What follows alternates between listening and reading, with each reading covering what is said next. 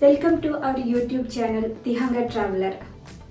ഇന്ന് നമ്മൾ ഷെയർ ചെയ്യുന്ന റെസിപ്പി രണ്ട് വിധത്തിൽ രണ്ട് ഫ്ലേവറിലുള്ള ഫിഷ് ഫ്രൈ ആണ്. ഒരു പ്രത്യേക രീതിയിലാണ് നമ്മളിത് വറക്കുന്നത്. എനിക്ക് തോന്നുന്നു യൂട്യൂബിൽ ഇതുവരെ ആരും ചെയ്യാത്ത ഒരു ഫിഷ് ഫ്രൈ ആണിത്. അപ്പോൾ കൂടുതലൊന്നും പറയുന്നില്ല, നമുക്ക് വേഗം വീഡിയോയിലേക്ക് പോവാം. ഞാനിവിടെ വറുക്കാൻ എടുത്തിരിക്കുന്നത് പാൽസ്രാവാണ്.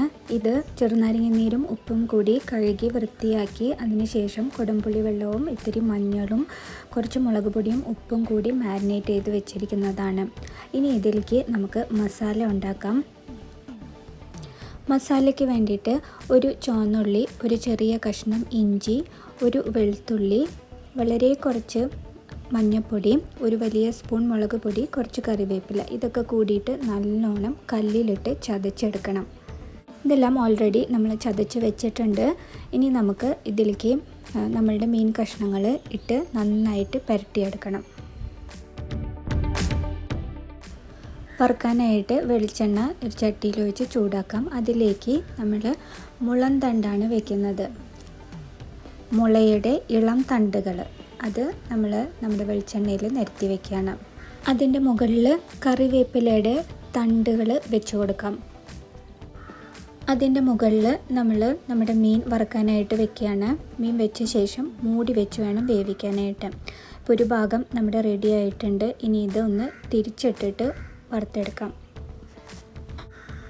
ഈ മുളന്തണ്ടും കറിവേപ്പിലയും കൂടി ചേരുമ്പോൾ ഒരു പ്രത്യേക തരം ഫ്ലേവറാണ് വരിക. അത് നമ്മളുടെ മീനിലേക്ക് ഇറങ്ങും ചെയ്യും. അതിന് വേണ്ടിയിട്ടാണ് മൂടി വെച്ചിട്ട് നമ്മൾ വറുത്തെടുക്കുന്നത്. അല്ലെങ്കിൽ ആ ഫ്ലേവർ അത്രയധികം പിടിക്കില്ല. മൂടി വെച്ച് കഴിഞ്ഞ് കഴിഞ്ഞാൽ കംപ്ലീറ്റ് ആയിട്ട് ഈ മുളന്തണ്ടിൻ്റെയും കറിവേപ്പിലയുടെയും ഫ്ലേവർ മീനിലേക്ക് നന്നായിട്ട് ഇറങ്ങും.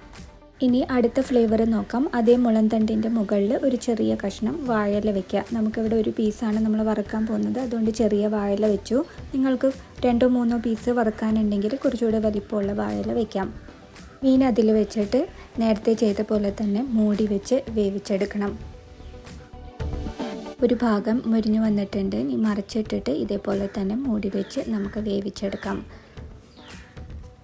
വാഴയില ഫ്ലേവറിലുള്ള മീൻ വറുത്തതും റെഡി ആയിട്ടുണ്ട്. നിങ്ങൾ മീനിൽ വ്യത്യസ്ത ഫ്ലേവേഴ്സ് തിരയുന്ന ആളാണെങ്കിൽ ഇതുപോലെ ചെയ്ത് നോക്കും.